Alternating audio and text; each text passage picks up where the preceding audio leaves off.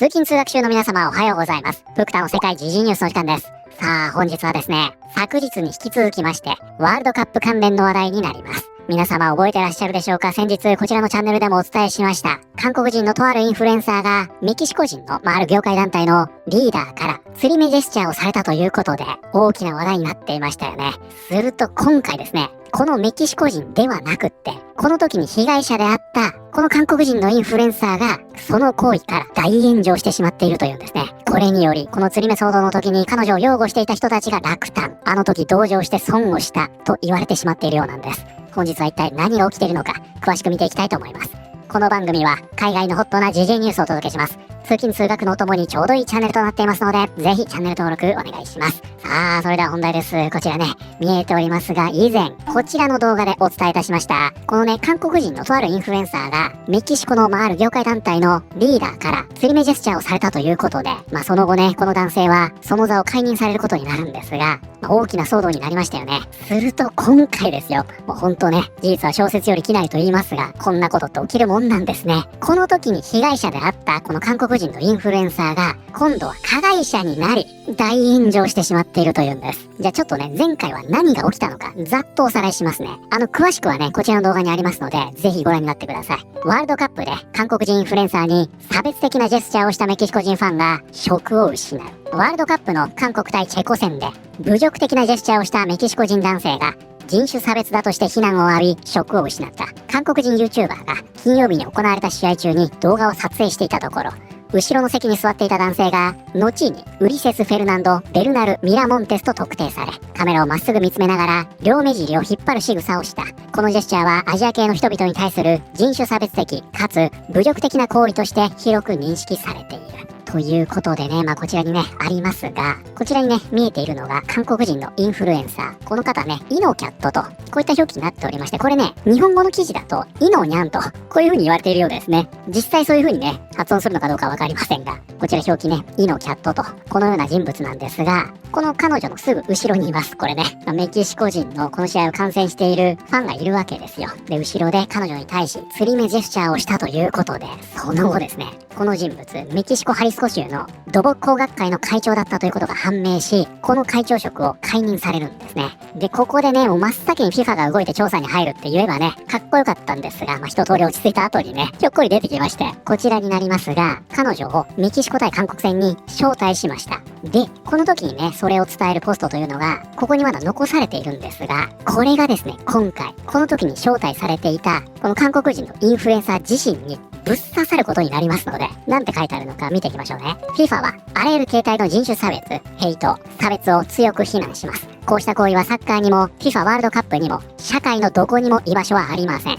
FIFA ワールドカップは団結、多様性、敬意を称える大会です。人々や文化、地域社会を結びつけるものであり、こうした価値に反するものは我々のサッカー界では歓迎されません。というのが、前回までのお話でした。で、皆さんもね、今回のワールドカップご覧になっていた方多いんじゃないかなと思いますが、日本でもあったでしょう。アルゼンチンのね、メッシを揶揄するインフルエンサーって結構いるんですよ。ね、日本人でも話題になった方いましたよね。ここで触れませんが、アルゼンチンね、今回いろいろありましたから、そういうのも影響しているんでしょうか。ああいう流れというのがあるんですね。そしてネットでもですね、このメッシを揶揄するというミームが再燃しました。それがね、こちらになりますが、メッシとジャンニ・インファンティーノのミームって何？ FIFA 会長がメッシを溺愛しているという設定で拡散したワールドカップのミーム。これで一体何なのかと言いますと、これですね。こちらメッシですね。そしてこの右側にいるのが FIFA の会長、ジャンニー・インファンティーノ。ここではね、FIFA の陰謀論ですよ。この会長がメッシとそのチームですね、これを優遇していると、それを揶揄したものとなっています。でね、様々なミームというのが作成されているんですが、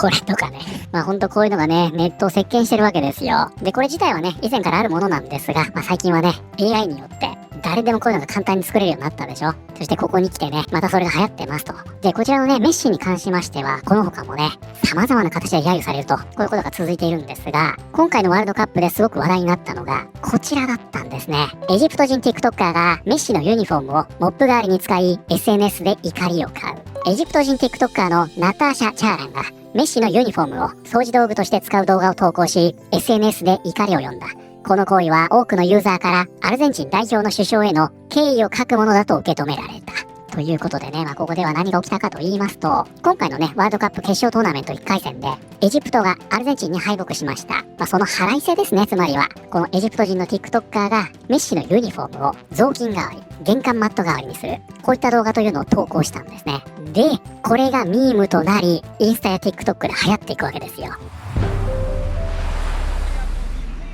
で、これ様々なバージョンがあるんですが、こちらもそうですね。このアカウント見ていきますと、はい、ここ出てきました。これですよ。これね、ここでもこれね、同じことやるんですよ。このようにね、マットにしてみたり、こうやってね、踏みつけるわけですね。雑巾にしてみたり、みんながこれをコピーしていくわけですね。で、もうね、ここまで見れば、皆さんもお気づきなんじゃないかなと思います。ここに乗ってきたのが、この人だったんですよ。ここね、トップに。はい、こちら、すごいでしょ、これ。4603万回となっておりますが、大バズりしました。現在これね、ピン止めしてトップに持ってきてるんですね。でね、今回の件で、改めて発覚しましたが、この彼女ですね、数字取れれば何でもいいんですね。なので、自分がね、こう差別行為を受けました。これで悲しい思いをしたわけでしょ。でも、それをね、トップにピン止めしてるというね。みんな見てってやってるというね。こういうことですよ。でね、この下見ていきますと、はい、出ました。ここですね。いるんですよ。ここ、ほら。なんとですね、この彼女、メッシのユニフォームを踏みつけ、雑巾、そしてモップ代わりにするということをやってしまったんですね。で、ここ見ていただくとわかりますが、はい、これ、コメント 1.7 万件ついてます。すごいでしょ。こちらね、見ていただくとわかりますが、889件、189件、364件、そしてはい、1.7 万件ということで、これがね、いかにぶっ飛んだ数字かというのがお分かりになるんじゃないかなと思います。で、ここね、自身でコメントしておりまして、メッシのユニフォームを最も有効活用する方法と、すごいでしょ。で、この下でね、チャンネル登録を呼びかけています。ただし、この下ではね、なんでこんなことをするのと。で、ここにはね、韓国の日記も来ておりまして、韓国人として私たちはこのような行動に全く共感しておらず、彼女が私たちを代表しているとも思っていません。代表チームのユニフォームは一国を象徴するもので尊重されるべきです。差別を批判しながら他人に侮辱感を与える行為をするのはなおさら残念です。私たちが尊重を望むなら、まず私たち自身が相手を尊重しなければなりません。と、このようにね、彼女は私たちの代表ではありませんということで、韓国語と、これスペイン語ですね、釈明をしていると。で、この下、あなたは世界中から嫌われるのを望んでいるんですが、正直私はアルゼンチンのことあまり好きじゃないし、これまで君が他をからかっていた動画を面白いと思っていた。でも、ユニフォームを踏みつけたり、雑巾の代わりに使ったりするのは、さすがにやりすぎだと思うよ。ということでですね、この下にもね、コメントが本来ずらっと続いているはずなんですが、現在ですね、なんとこの収録中についさっきですね、この動画削除されたようで、もう見ることができません。なので、この動画ね、ここにあることはあるんですが、これ更新するとなくなるということですね。で、彼女はですね、この動画削除できないと言っていました。ゆえにね、僕らもちょっと油断していたんですが、なぜ削除できないと言っていたのか、こちらの動画にあるんですよ。これですね。ここではね、何を言っているかと言いますと、さっきの動画ですね、めちゃくちゃ炎上しました。桁違いのコメントついてたでしょ。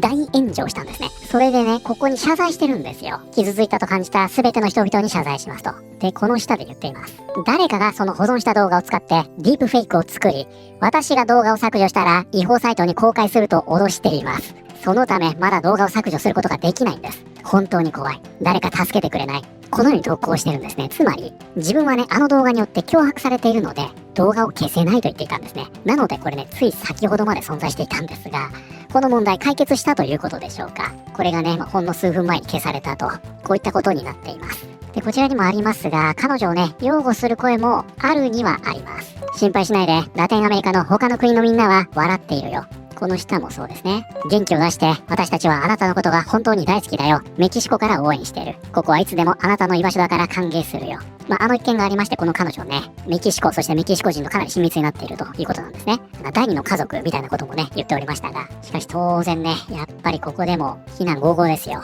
アルゼンチンを批判する投稿を4回もしておいて、今更事故だというのか。そうは思えない。特定の人たちを喜ばせるためにあの動画を作ったのに、今更簡単な動画1本で済ませようとしているのか。それでは不十分だ。FIFA は直接あなたに謝罪し、反人種差別の象徴としてあなたを起用した。メキシコ国民全体もあなたの味方だった。それなのに、特定の人たちを喜ばせるために、その全てを投げ捨てるのか。流行りだと思っていたと言いながら、その動画は今もあなたの全ての SNS に公開されたままだ。本当に自分の過ちを認めることよりも、再生数の方が大事なんだろう。これね、流行りと思っていたというのは何なのかというと、このメッシのユニフォームを雑巾代わりにする、踏みつけるというのがトレンドになっていたので、それを真似すればアルゴリズムをつかめると思っていたと。すごいでしょ。もうはっきりと数字を追った結果やりましたと言ってるんですね。そのこと言っています。理解できない。彼女は侮辱されたのに、彼女自身も同じことをしているんだ。とぼけないでくれ。自分が何をしたのか分かっているはずだ。撮影して編集をして投稿した。その時自分のやっていることは理解していたはずだ。自分のしたことを正当化しても何の意味もない。それにあれはただの T シャツではなく、一つの国を象徴する旗だった。流行りだと思っていたなどと言い訳や弁解を探すより、最初から心からの謝罪をした方が良かった。いや、許さないぞ。やりすぎだった。あんたの謝罪は受け入れない。そして次に同じようなことがあっても、私はもうあなたを擁護しない。もう遅い。通報した。アカントに別れを告げるんだな。アルゼンチンに手を出す者は許されない。そして手を出す者は必ず後悔する。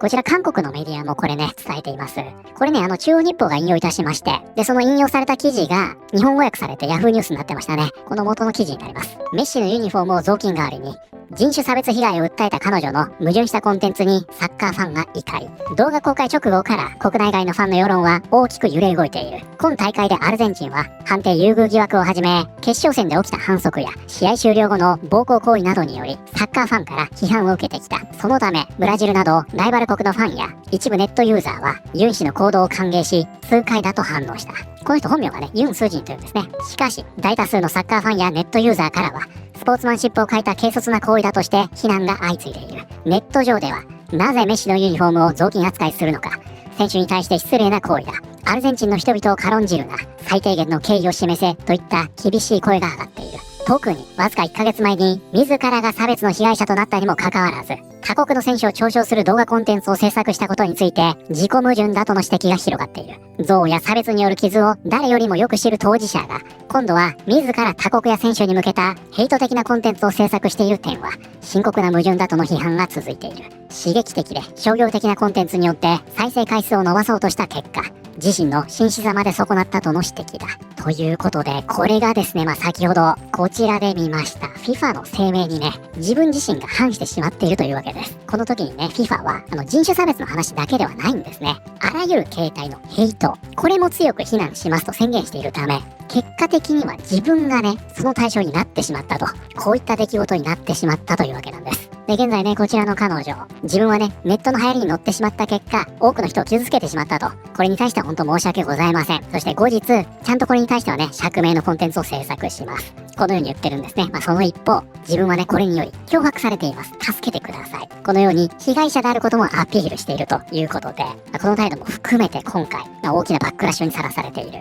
このような状況になっているようです。で、ちなみにね、これもちゃんとお伝えしておくと、彼女はですね、自分の動画が本来の文脈とは違う形で拡散されていると、このように言っています。で、プクタね、ちょっとこの意図がわかりませんで、もしかしたらね、そのあたり、釈明の動画で説明されるのかもしれませんが、自分はね、あくまでも流行りに乗っただけなので、アルゼンチンに対してのヘイトはありません。こういうのを言いたいのか、ちょっとね、そのあたりは現状では不明となっています。はい、ということで本日はですね、以前釣り目騒動で被害者として大きな話題となりました韓国人のインフルエンサーが今度は自身が加害者として大炎上してしまっているという話題を見てまいりました。いかがだったでしょうか。もう彼女が言う通りね、流行りに乗ってしまったというのはもうまさにその通りで、彼女ね、メッシにもアルゼンチンにも何にも関係ないでしょ。もともとね、この発端になった TikToker というのは、自分の国が負けた。ここがその原動力になってるわけですよ。で、この人ね、全く関係ないので、なんでわざわざこんなことするのっていう話ですよね。その直接的な動機がないっていうのは、逆に悪質なんじゃないかなと思ってしまいますけどね。で、これに関してはね、現在 X でもストーリーが立っておりまして、日本でもね、かなり拡散されているようですね。いや、先ほどね、もう見れなくなってしまったコメント、プクタね、収録前に少しざっと確認しているんですが、すごく多かったのがね、やっぱり、メキシコのね、釣り目騒動で彼女を気の毒だと思ってしまった人、擁護していた人たちががっかりしている。これがね、すごく象徴的でしたね。プクタもね、正直あの時は気の毒だなと思ってしまっていたので、今回の件はね、非常に複雑ですよ。ぜひね、これにつきましては、皆さんのご意見も聞かせてください。ということで、本日の動画は以上になります。この動画良かったよと思っていただいた方、ぜひチャンネル登録、グッドボタンお願いします。それではまた、通勤通学中にお会いしましょう。